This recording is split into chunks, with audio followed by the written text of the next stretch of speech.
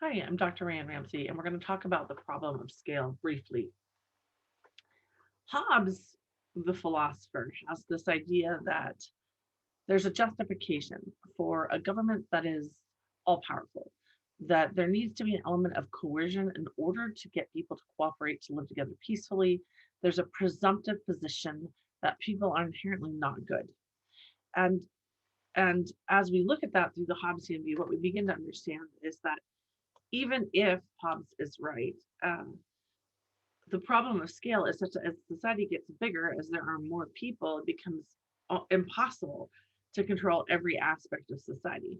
Now, inside of this, McDonald's book, he gives the example of the French Revolution, where they embrace this construct of republicanism, where we all come together under a contract and it's supposed to be able to, in that sense, preserve liberty, but we're indivisible as one. And that's almost an oxymoron. That's a contradiction, right?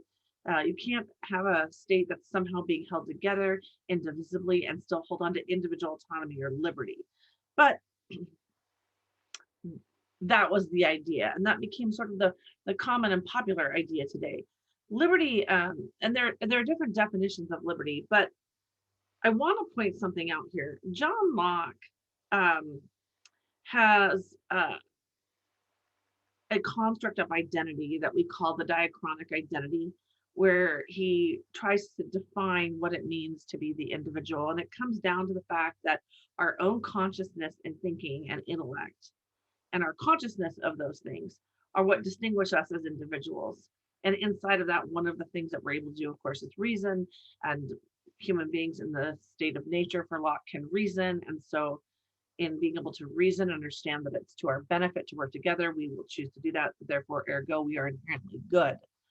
And we come together in society for the greater benefit of all, and so on. Now, the reason I bring up Locke as we're talking about Hobbes and the problem of scale is because Locke, even though Locke looks at society as a mechanism by which to create maximum good while still preserving liberty, he still has the problem of scale, which is the larger we get, how do we balance that? How do we maintain individual autonomy with the myriad bureaucracies and demands that large scale society has in place?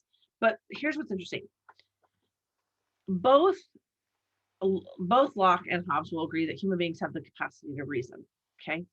But if human beings are really able to self govern, that is, we assume that on my own, I can come to the conclusion that it's my benefit to be cooperative and to follow the rules. Ergo, we don't need a big tyrannical government. It only works if human beings are born inherently good. And this is sort of the discussion that gets missed sometimes in the problem of scale, wherein everything falls apart in the problem of scale. How do you manage something that's large? How do you preserve liberty in a group that's large? How do you preserve individual liberty, but also preserve like national security? These are modern questions, right? So there's a sort of contradiction. We are, for example, today in the United States, we're allegedly free, and yet the government has the right to violate our privacy and to and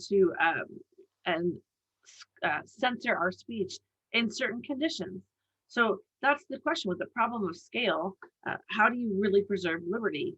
And this is where the conversation of political economy becomes really important. And this is the idea that, inside of the rights of the individual is going to create a living, it's going to trade goods, it's going to develop their own culture and customs, and so on. And the political economy is the idea that the study of that production and trade and the relationship to our laws, our practices, our customs, and our behaviors um, will reveal to us how society is stratified, how the distribution of wealth is put into place, and then also the goodwill or the power that's obtained just through the practice of those cooperative engagements.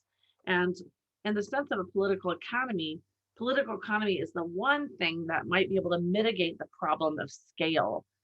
And again, political economy can only potentially mitigate the problem of scale if human beings are inherently good and therefore can be trusted to use their reason for the benefit of not just themselves, but also society. Otherwise, we go back to the Hobbesian model, which is that we can't trust them, which is what McDonald also alleges in the Constitution. but the founding fathers were aware that we aren't all good all of the time. Ergo, you have to leave space for domestic tranquility, right? The Hobbesian view that at some point the government, in this case the federal government, does have the right to supersede.